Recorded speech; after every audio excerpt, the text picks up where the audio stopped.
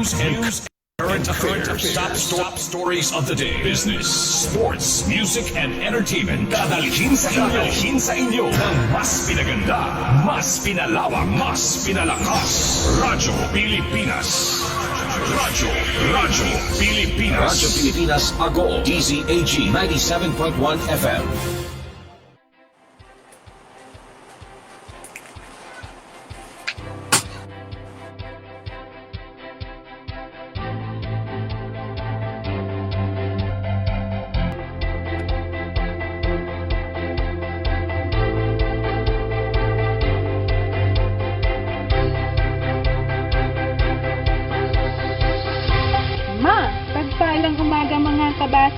Live mula DMMMSU, South La Union Campus, Main Library, Agoo, La Union, sabay-sabay nating tunghayan at pakinggan ang programang Hatid ay Kaalaman. Inihahandog sa inyo ng DMMMSU at 97.1 Radyo Pilipinas Agoo. Ito ang Library on Air.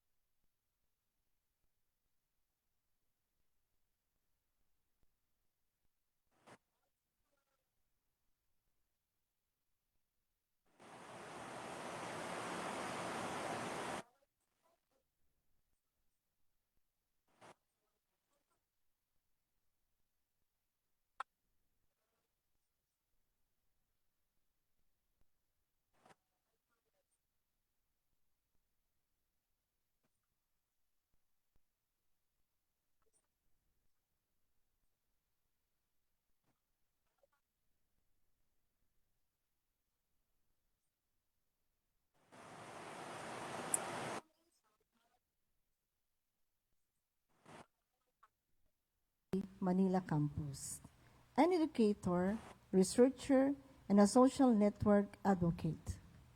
A graduate of Bachelor of Arts in History and Master of Library Science at University of the Philippines, Diliman campus.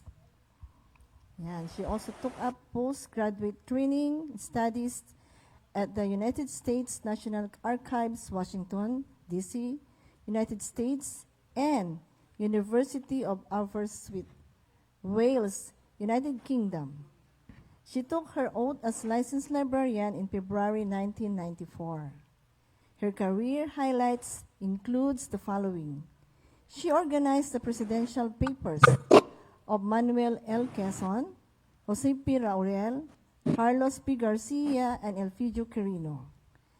She also established the microfilm section of the UP Main Library and Ateneo de Manila Rizal Library.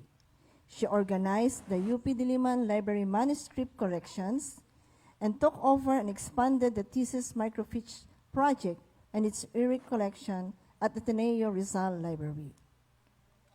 She also established the Archives Library Museum of Jose P. Laurel Memorial Foundation and established the De La Salle Archives as a major section in the library. She is also an active member and officer of the following organizations. She joined PLY in 1995 as a member of the board, and joined PAAR in 1997 as PRO. In 2000, she became the president of the both Association of the PLAI and the PAAR. She also represented PLAI at the 11th Council in Singapore in 2000. She also became an executive committee of the National Commission for Culture and the Arts, National Committee on Libraries Information Services, or NCCE Inclis, from 2001 to 2004. She also chaired the program committee for the 13th Consal held in Manila in 2006.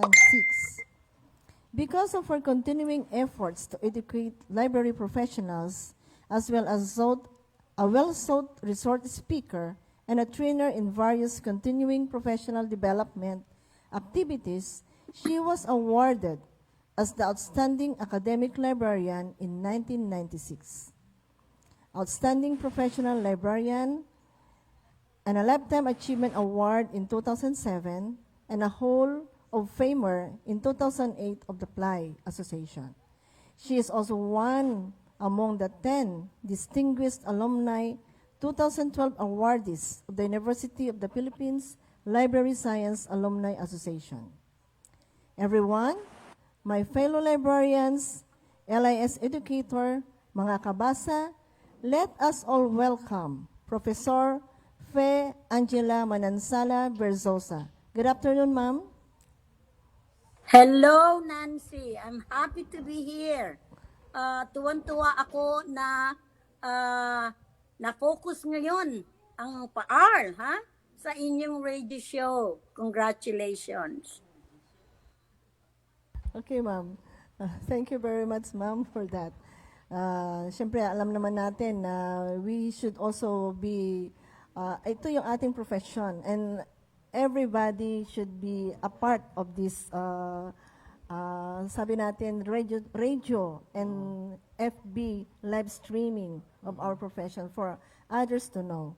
So, yes, at gusto rin po namin, ma'am, na makilala ang PAAR, di ba? Kasi for the first time din sa amin na hindi kami librarians, ano po ba yung PAAR? So, maganda rin po na may feature po nating PAAR, and next week, sabi nga the whole week po, pag-uusapan natin ang PAAR. Well, ma'am, bago po ang lahat, baka pwede po kayo bumati muna sa ating mga listeners, sa ating mga viewers po ng ating programa. Ma'am Fe? Magandang hapon sa inyong lahat. This is my first time in a radio show, and I'm very happy na napaunlakan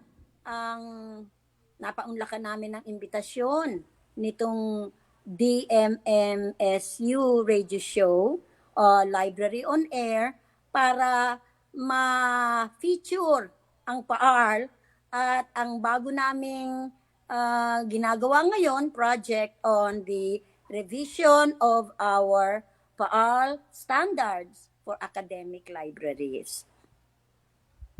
Ayan. Thank you very much, ma'am, sa oras po ninyo. Alam po namin na kayo po ay talagang abalang-abala sa marami po ninyong mga gawain. Pero napakaganda rin pong pagkakataon po ito para makilala po namin ng PAAR. So first po, na tanong, baka pwede po ninyong ma-share po muna sa amin yung brief history po ng Philippine Association of Academic and Research Librarians Incorporated po, ma'am. Alam nyo, malapit na ang celebration ng PAAR. Golden Jubilee, 50 years. Malapit na sa taong 2023. Wow. Ang PAAR was founded actually in September 1972, after a resolution was passed in a Asso conference in the same year, 1972 September, calling for an organization of academic libraries, in the Philippines, kasi wala pa talagang asosasyon ng academic libraries. So they felt there was a need. A committee of 5 was tasked to make the constitution and bylaws, and this committee of 5 was composed of the University Librarian of UP, Miss Marina G. Dairit, and 4 other members. Dalawa doon ay pare, dalawa ay madre. Imagine ha, a committee of 5. Yung dalawang pare, it was Father Robert Sukan of Ateneo and Father Paul de Vera of San Beda. Yung dalawa namang madre represented Saint Scholastica and Saint Joseph's College. Then, they submitted the Constitution and bylaws para ma-ratify in a membership meeting composed of about 60 libraries, no? Representing libraries, these 50 librarians approved it on January 20, 1973. Kaya ang founding year became 1973. The first board also elected their officers in May of that same year, 1973, with Ms. Marina Dairit as the founding president, no? However, it was registered only about 8 years later, 1981, with the Securities and Exchange Commission. In 2004, we reincorporated PAARL and changed it from an association of academic libraries to an association of academic and research librarians. In keeping with the trend, no, na ang ating mga professional organizations should be headed by the people, the librarians. So our colleagues were very happy. PAAL became the same, no? Acronym PAAL, but it is now known as the Philippine Association of Academic and Research Librarians. That was in 2004. And from there on, we have a new set of bylaws. We have amended some of them, pero through the years, we have been involved in many activities. And among the activities that we have continuously, no, updated ay itong PAAL standards. Ang tagal din pala, ano? Microphone nyo. Oo. Mag-50 years na rin po siya. No, mag-50 Yes. years 2023. Ay, ilang Yes. taon na lang. Golden age na rin po, no, si PAAR. Well, siguro po ma'am, baka pwede na rin po nating i-share kung ano po yung role po ng PAAR, ma'am. Well, through the years, since 1973, no, we have upheld the profession. We have championed, no? Magandang salita yan, ha? Championed the cause of academic and research librarianship, not only in the Philippines, but in our participation in many regional and international conferences abroad. Our principal mission, which is to articulate the concerns of our librarians para ma-improve ang kanilang mga academic and research libraries, I think is among the principal mission of PAAR. We have succeeded in influencing mga policy developers, no? Affecting the future of libraries, not only academic libraries in the Philippines. And foremost, since 1973, we have provided leadership in the development and growth of library and information services in the country. That is, to me, what's keeping PAAR alive today. So malaki rin po na ang role ng PAAR sa mga librarians po natin, especially po sa mga academic institutions. Okay. Parang naano siya yung ating microphone nagkakaroon ng... So ma'am, so marami po tayong tatalakayan ngayon. So we move on now with the Ano po yung what is the PAR library standards? Kasi parang ito yung sinusundan natin when it comes to different accreditation, evaluation, and then auditing, mga ganon, sa mga standards natin. Ma'am, can you also give us a brief background of this, what is PAR library standards? Yes.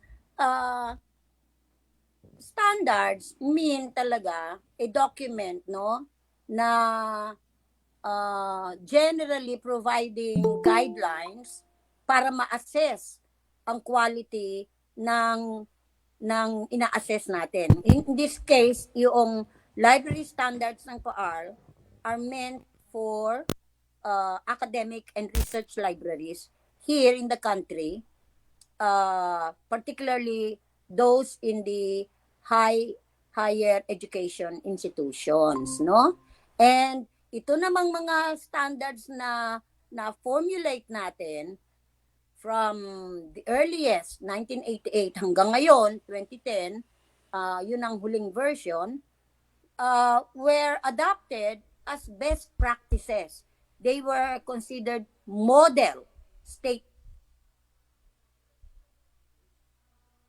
no? And they help a lot as an instrument to assist administrators in decision making and action concerning library programs, no? Okay. Ma'am, how did PAR library standards started? Can you give us about the how?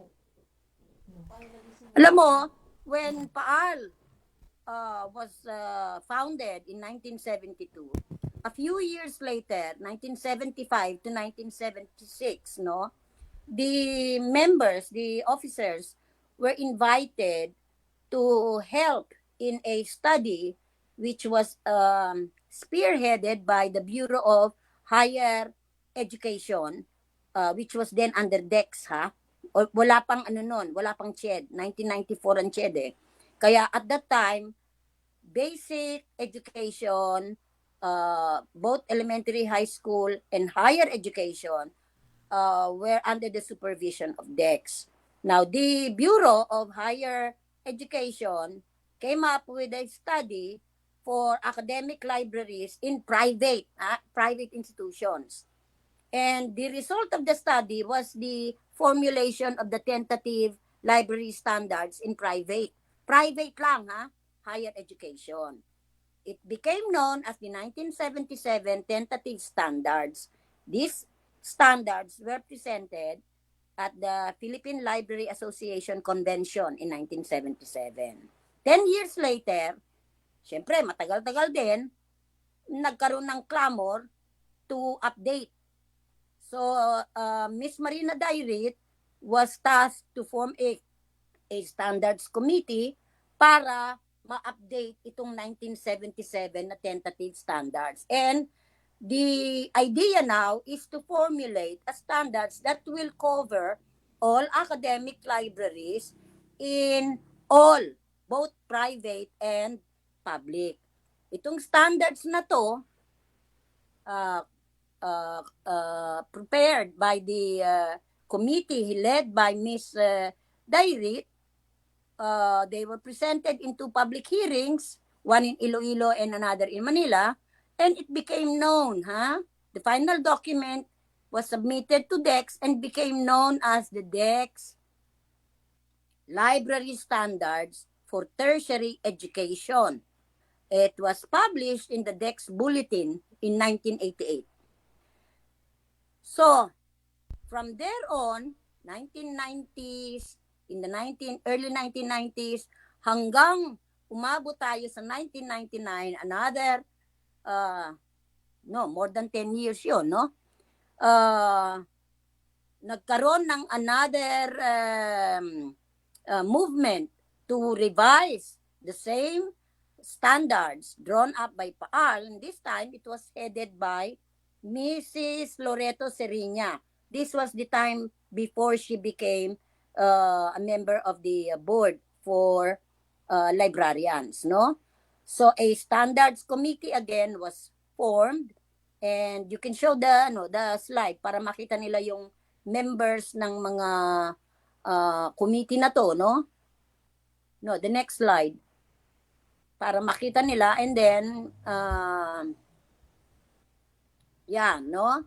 This task force, it included me, it included representatives of San Beda, UST, Saints Co, CEU, and the University of Perpetual Health, no? We came up with the 2000 standards after 4. You can show the slides, no? 4 public hearings in different scheduled in different dates. We came up with these standards, PAAL Standards 2000 for academic libraries, which were formally presented to the Board for Librarians, led by BFL Chairman Susima Gonzalez in the year 2001. It was also published in the PAAL Directory, and then these 2000 PAAL standards were adopted by CHED in March, no? When they were submitted in March 2001. 10 years later, another movement to revise the 2000 standards came out, and again, I headed naman this time the task force to revise the 2000 standards, and this became the 2010 PAAL standards. Yan ang mga members ng committee ko, representing Ateneo, Centro Escolar, PUP, University of St. La Salle in Tuguegarao, DLSU Canlubang, MSU, Mindanao State University, Marawi pala. Mindanao, MSU is Marawi, no?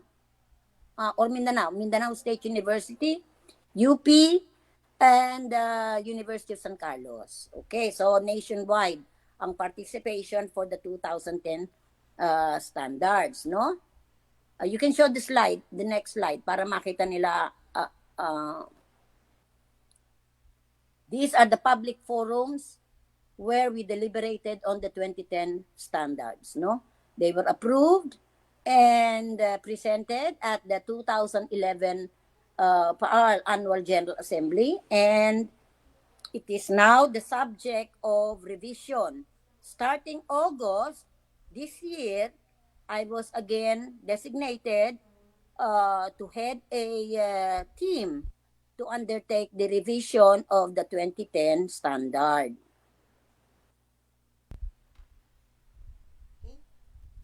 So yun, napakahalaga rin na magkaroon ng library standards. Kasi napaka comprehensive yung ginawa nila na standards.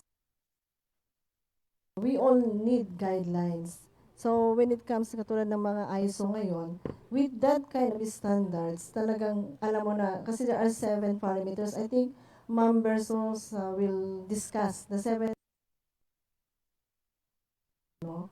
So ito yung pinaka-importante when it comes to the evaluation, accreditation ng library. So it was a collective effort of the different HAIs in the private and public. Yes, banggitin ni Ma'am kanina na may mga revisions. Oo. May mga revisions po kayo, Ma'am Fed, diba, ng mga library standards ninyo. Ngayong taon po, 2022, Ma'am, may bago po ba sa PAAL library standards? Yes, we are now finalizing the version for the 2022 standards. We call it 2022 because itong draft na finalize namin, we expect to present them sa General Assembly in January, last week of January 2022 for approval of the general membership.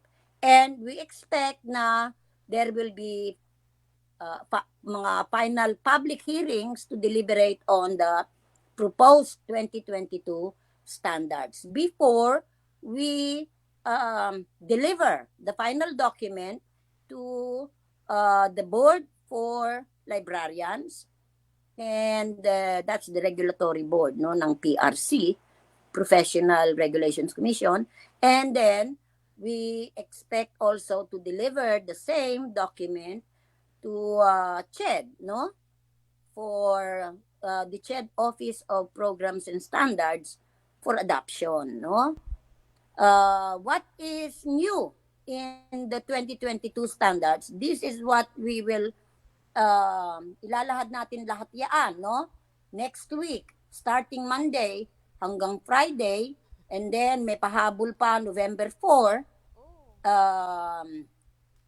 Kasi hindi namin mabuo ng ng isang linggo lang eh. Lahat ng standards, kasi there are 8 of them, and we intend to retain all 8 areas of assessment of these standards, no? Starting with vision, mission, administration, human resources, financial resources, collections, services, facilities, linkages, and networking. Yung bago kong team, no, who will present all these areas of assessment, their respective areas of assessment, will be the ones to discuss the proposed revisions. Hindi ako. I am only here to introduce the new framework. We expect to inject more outcome assessments, no? So outcome-based ang mga new declarations natin, and we will of course put into effective use lahat ng mga inputs na i-present in the old version, and then reflective lahat ng ito about what academic librarians do, why we're doing this, and how we know that we are succeeding in what we are doing. Okay?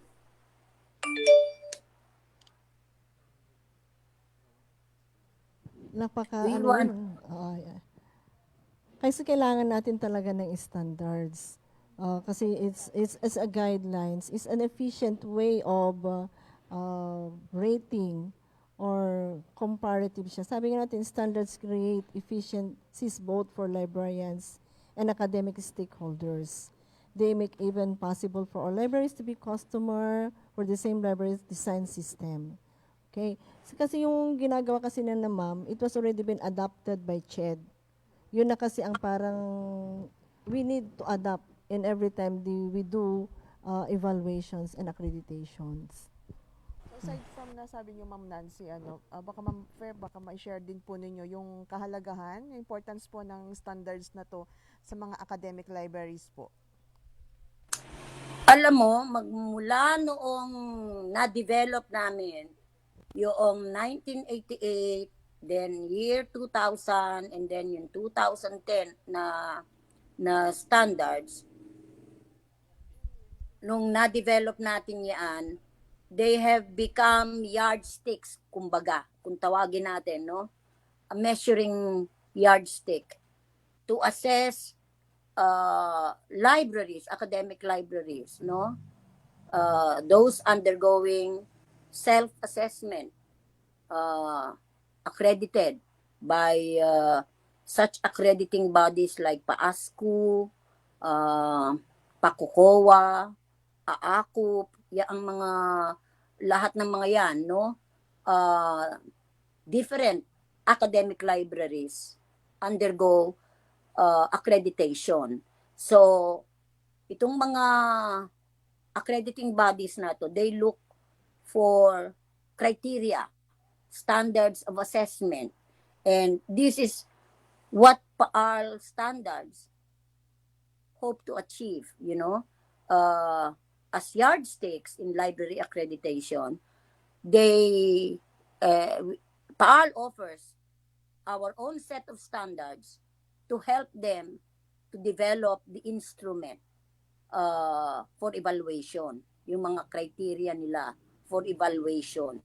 And then, we also expect na CHED, in setting the minimum standards, kasi alam nyo, ang CHED only set minimum standards in recognition of certain degree programs, no? Yung standards nila for libraries, they are meant as minimum standards for requirement. Ang standards ng PAAR are not just meant to keep up with the minimum requirements. What we hope to achieve is we want libraries to continue improving. So ang goal ng PAAR standards is to set a minimum, is to provide a set of conditions na realistically achievable, not necessarily to satisfy the minimum requirements of CHED. So in essence, we are assisting CHED, no, to develop more in its formulation of minimum standards para naman ma-improve natin ang quality ng education in the country.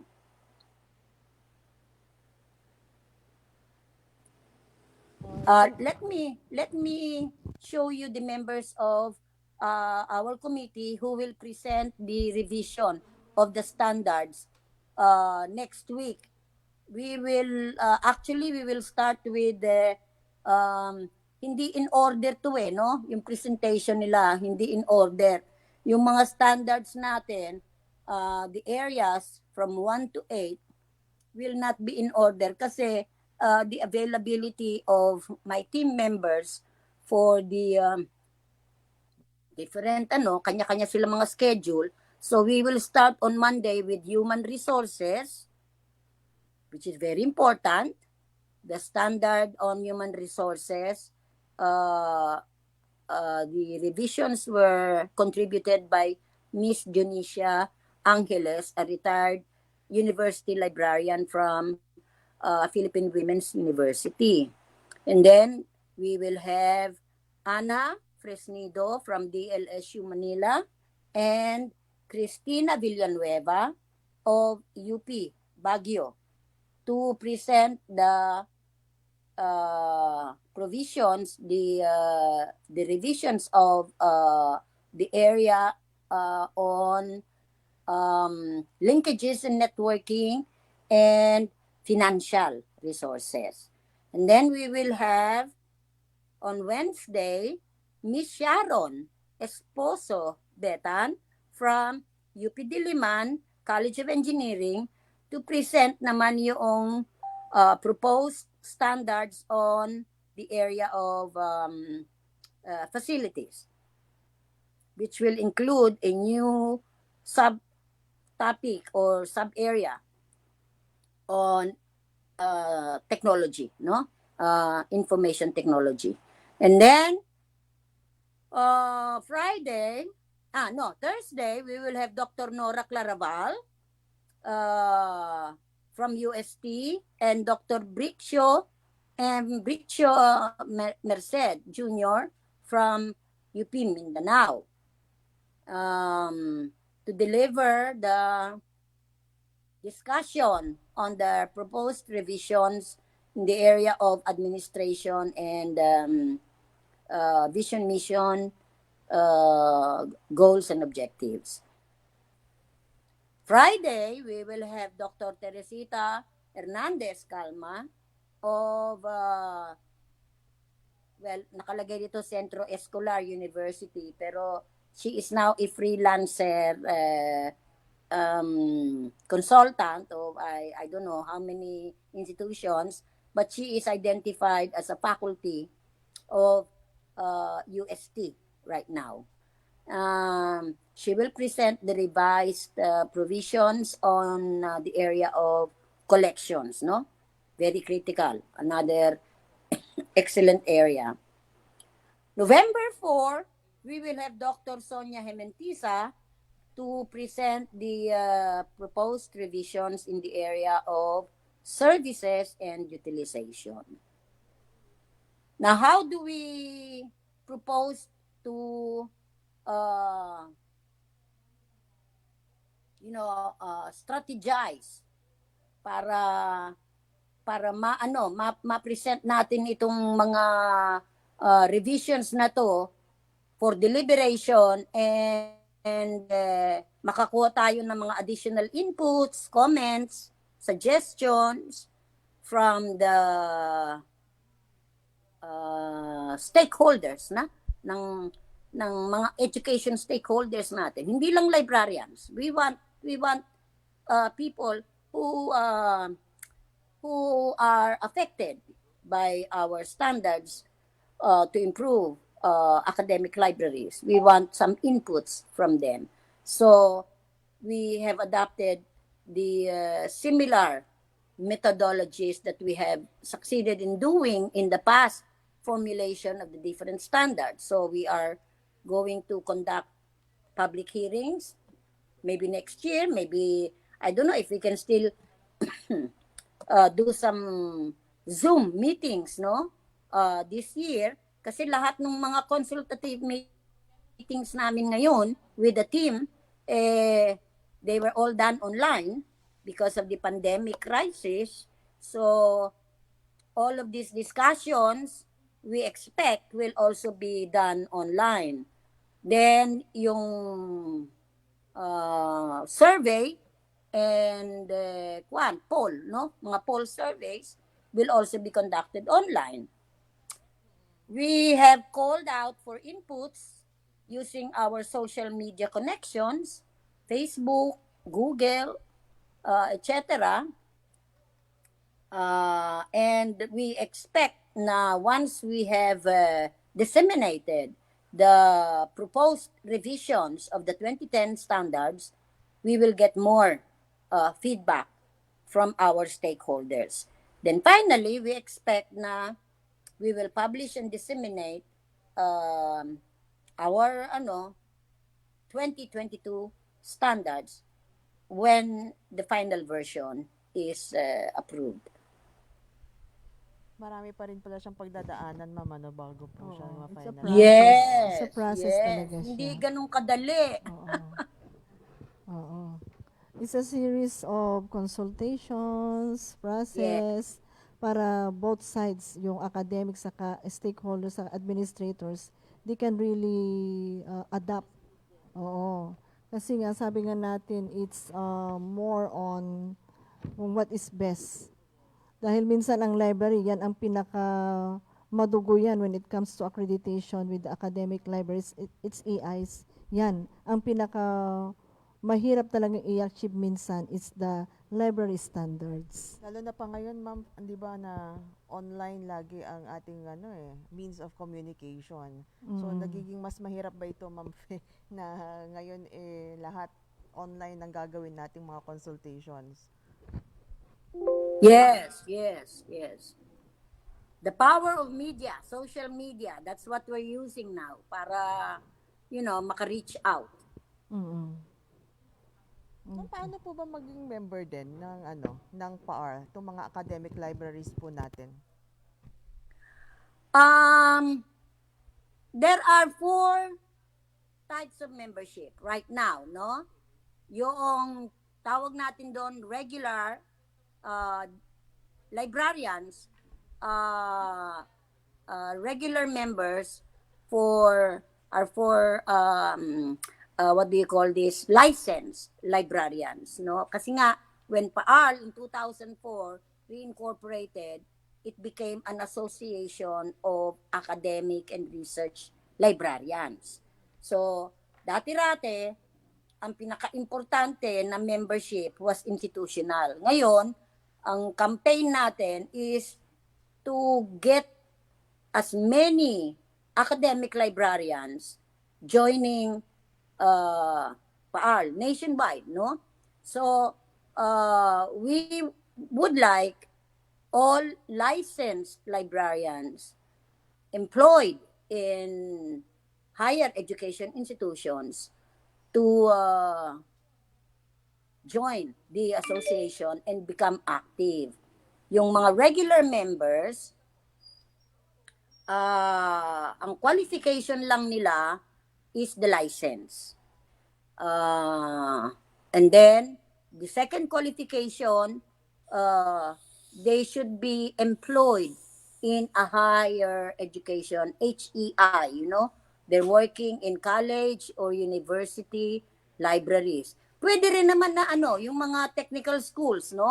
Yung mga librarians, no?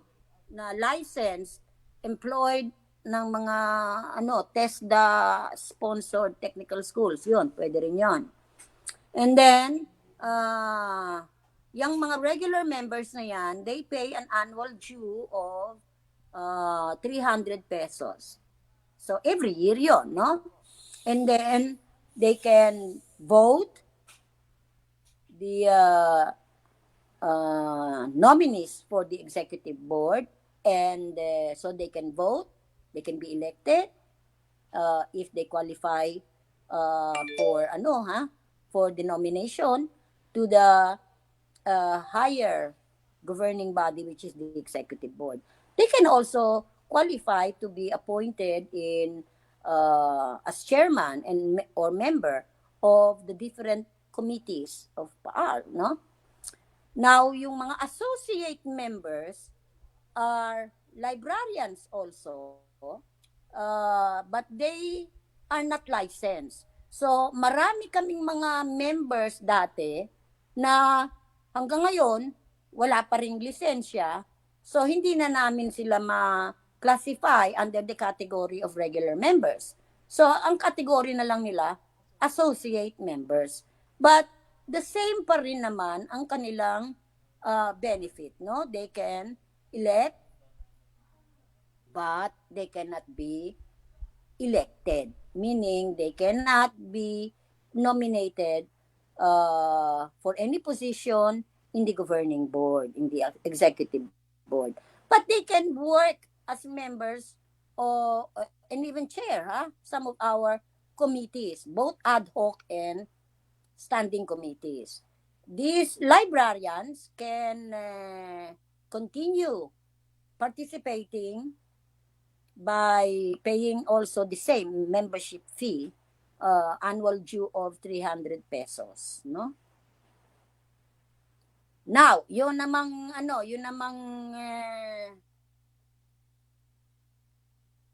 institutional, okay? The institutional members, yan ang talagang dati-rati pa when PAAR was an association of libraries.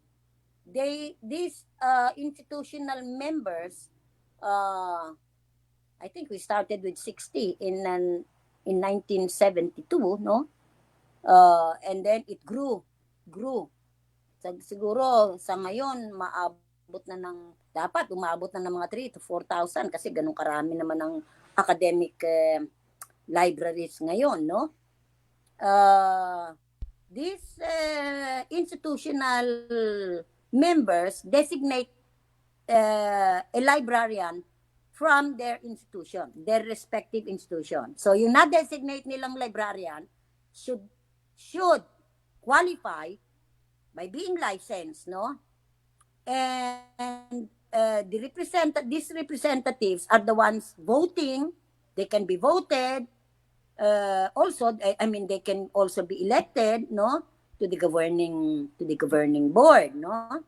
The only qualification, of course, is that these designated members are members of academic and research libraries, no.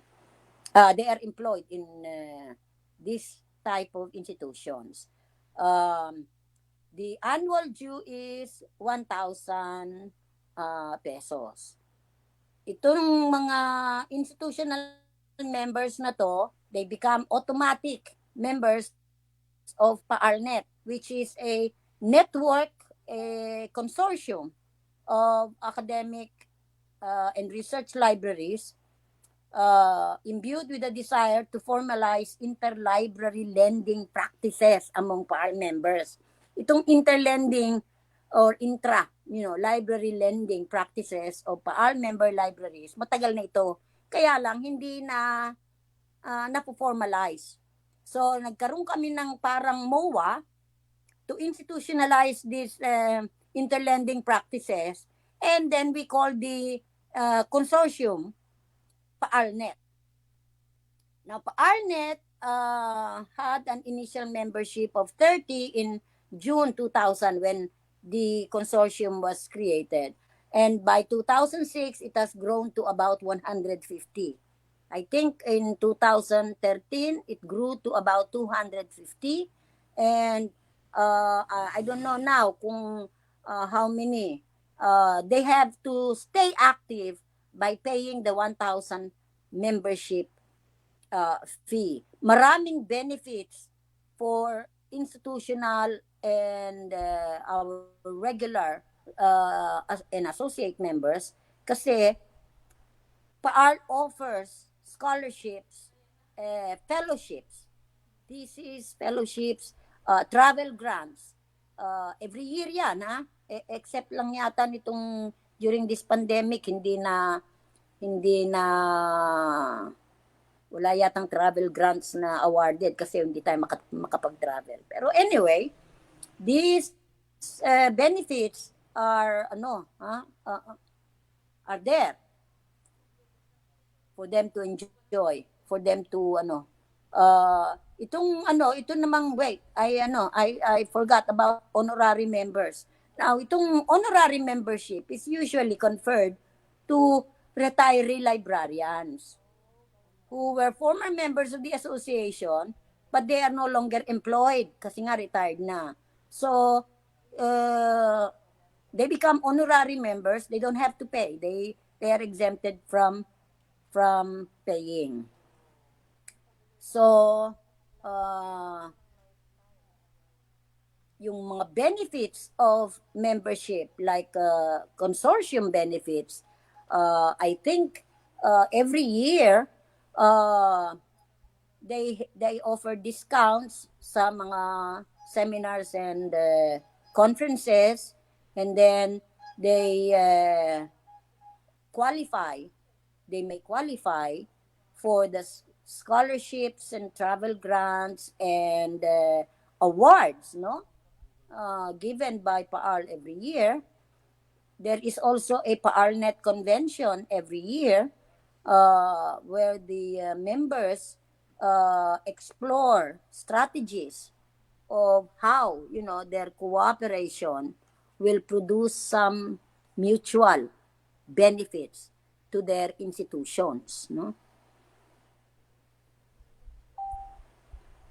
So, yun yung mga different membership. May regular, may associate, May lifetime pa institutional, yata noon, yes. ano? Ma'am, Honorary. Hindi, walang lifetime. Supply lang yung lifetime. Hindi, walang lifetime sa Walang PAAL kasi wala namang lifetime na employed eh. Hindi naman kasi ang mga librarians natin kuminsan academic ngayon, no? Tapos after 10 years lilipat, nasa public na sila, no? So they become associate members. They're not regular members anymore. Yeah. So pabago-bago. Pag lifetime kasi kailangan lifetime academic, nasa bihira yung mga librarians na from their entry into the work experience, no, into the field, they are they stuck to the institution where they have been employed for so many years. So bihira yun yung lifetime. I think ang lifetime membership is enjoyed lang dun sa ating National Organization of Professional Librarians, yung PLI, Philippine Librarians Association. Ang DMSU is also an institutional member of PAARL. Yes, I know, matagal na yan. So, They are among our I'm not sure kung charter member ang DMMSU. Pero do you remember if you signed the MOA? Kasi if you sign the MOA, you will be among the charter members, the 30 charter members of PAARNet.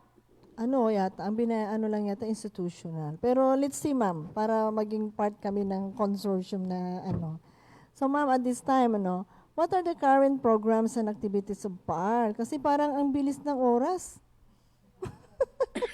May part 2 yata si Ma'am Angel, si Ma'am Alam mo, Angel.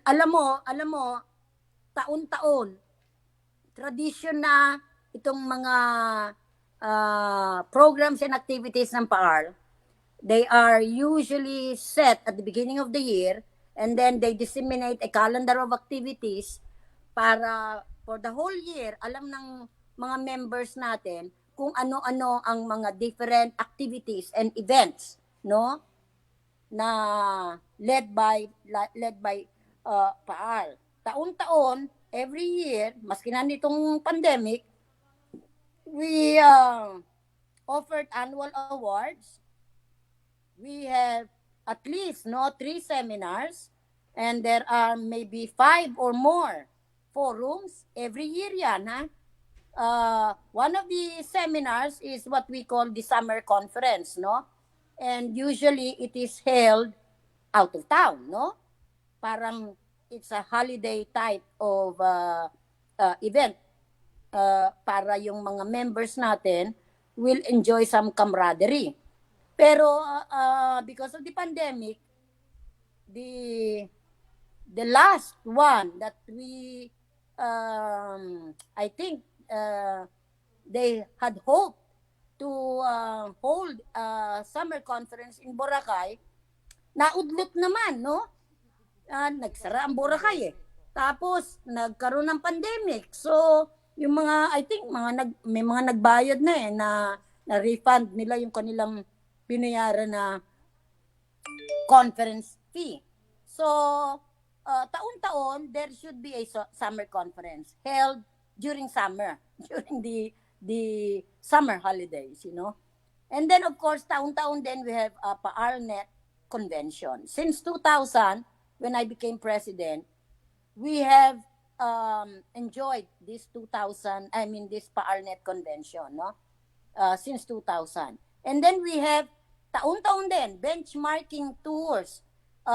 We started in Taiwan, and then we have done some library benchmarking in mostly in Southeast Asia, Hong Kong, Malaysia, Thailand.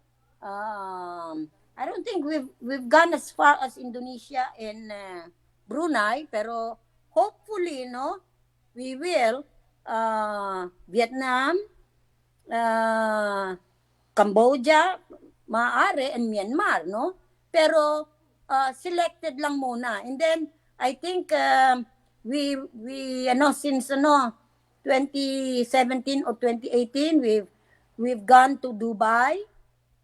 We've done benchmarking library tours in Australia. And then last year, bago nag-pandemic, we went as far as Europe. We stayed in Munich and in Prague, in Europe, for at least a week. And then, of course, the others, they enjoyed extending their tour, no? But we had a very good library benchmarking activities since the time we started this, no? Very popular. We usually have between 40 to 60 to 70 participants joining our benchmarking. Then we also have PAAL Research Journal. This PAAL Research Journal is parang parang to encourage, no, our librarians to engage in research. So we offer cash incentives, 5,000, 10,000, I think 15,000 pa. So every year, we provide annual cash awards for the best research, and they are published in our PAAL Research Journal. We will be joining soon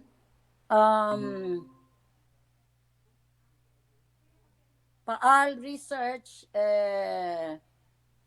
the PAAL Research Journal, we will be joining soon in online, no? An online uh, journal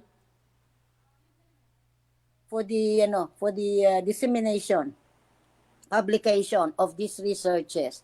Then we also have outreach programs to serve target communities, different libraries, and different some of our outreach programs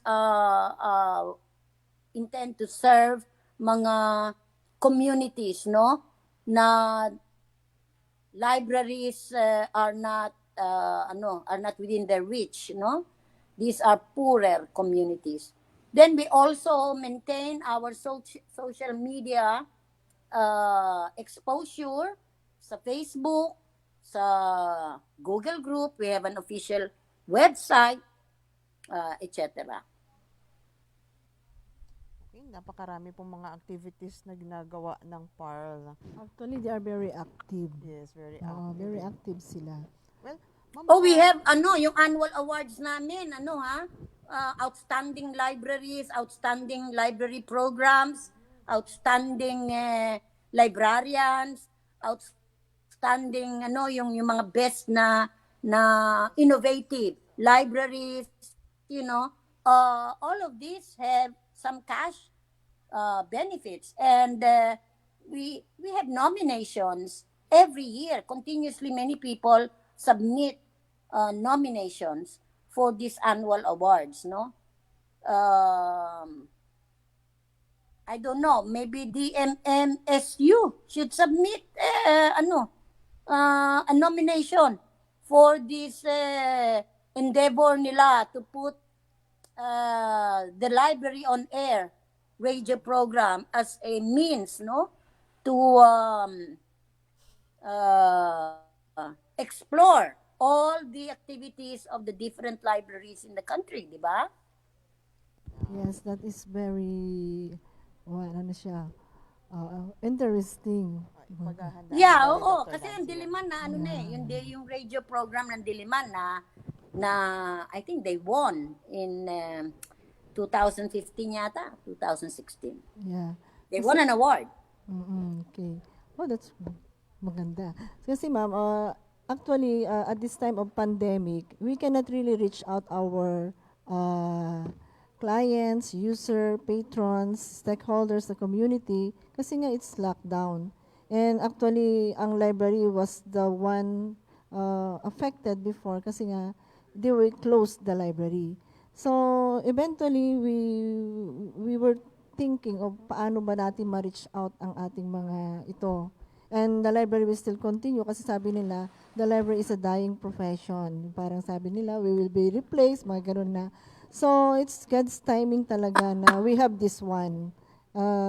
We have this one to really share and inform the community, the administrators that the library will always exist no matter what. Okay.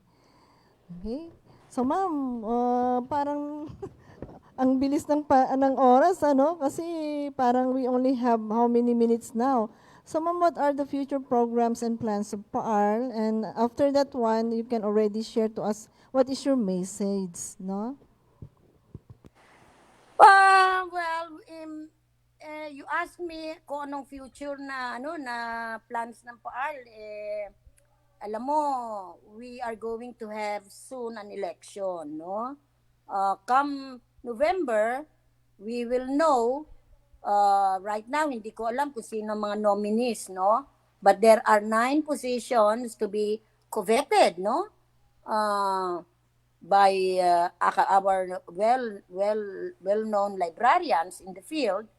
And soon, we will have a new board. So, ang masasabi ko lang, yung mga traditional activities and events, no, and programs ng PAARL, tuloy-tuloy yan. Hindi ko lang alam kung next year, 2022, matutuloy yung benchmarking, library benchmarking na pinopropose nila again in Europe, no? Medyo nabitin kami sa Europe eh. So, we want to see more of Europe, no? I do not know kung matutuloy yan kasi it depends on what we are now suffering, no? Itong pandemic na to, nakaka-affect talaga lahat 'yan sa programa ng mga library associations. Pero most likely tuloy-tuloy pa rin ang yung General Assembly in January, and then we will have the conferences, the seminars, the PARLNet convention, we will have the Marina Diary lecture series, forums. We will continue with that. We will continue with our PAL Research Journal, although perhaps it will be published differently, no? Pero we will continue with our social media activities. Hindi nga lang face-to-face, hindi nga lang physical ang mga activities natin, no? Pero hopefully, by the time we celebrate the Golden Jubilee of PAAR in 2023, everything should be back to normal. Yan ang dasal ko na lang. So, final message ko is I would like to thank DMMSU, particularly this Library on Air program ninyo, for doing us a very, very welcome service, kasi you are now helping us disseminate yung proposals namin for the PAAR standards for academic libraries for 2022.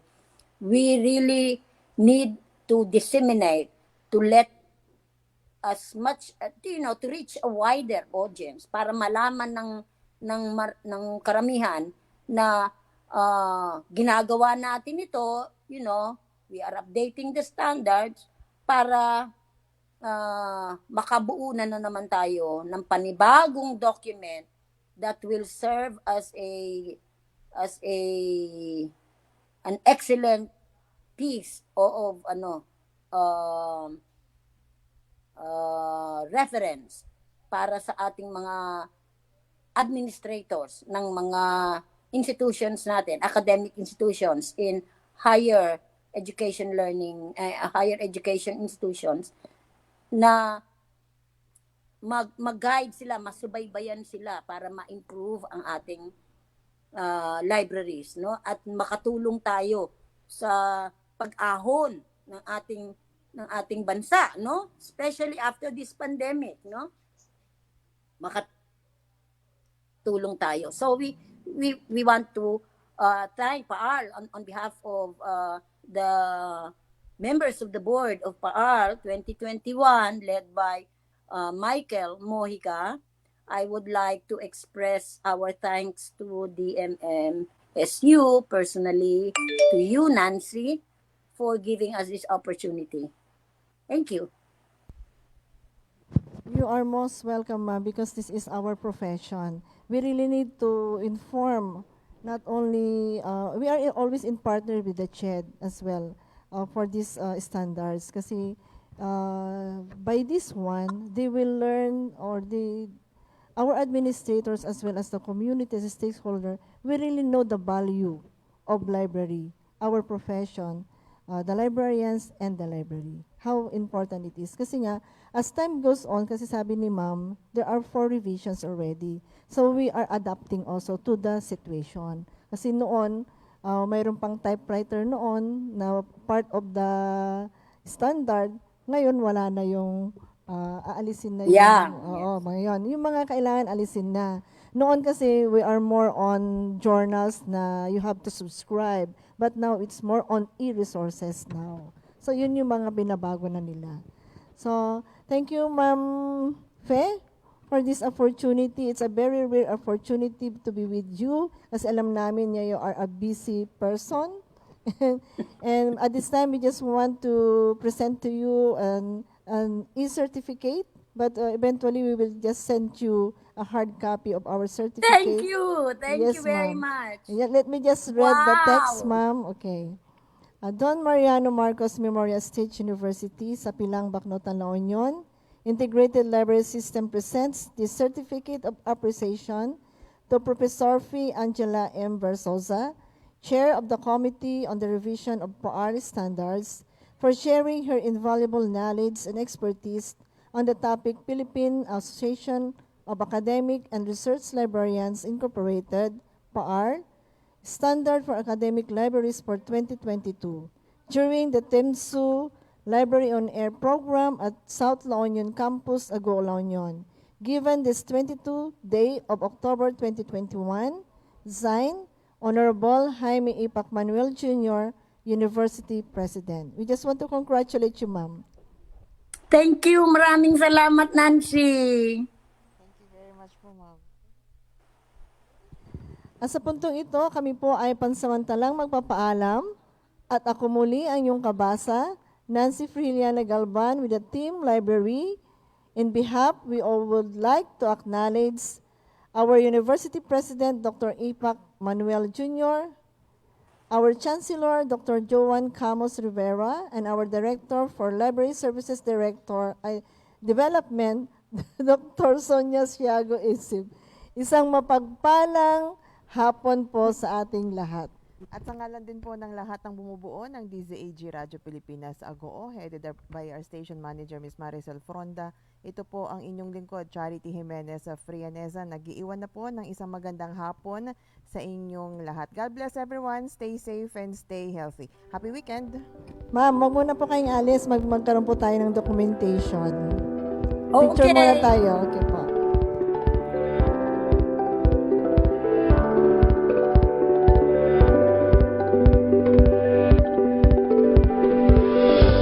Inyong napakinggan, usapang alaman mula sa Silid Aklatan, Don Mariano Marcos Memorial State University, South La Union Campus, SLUC Library, the storehouse of knowledge, library on air.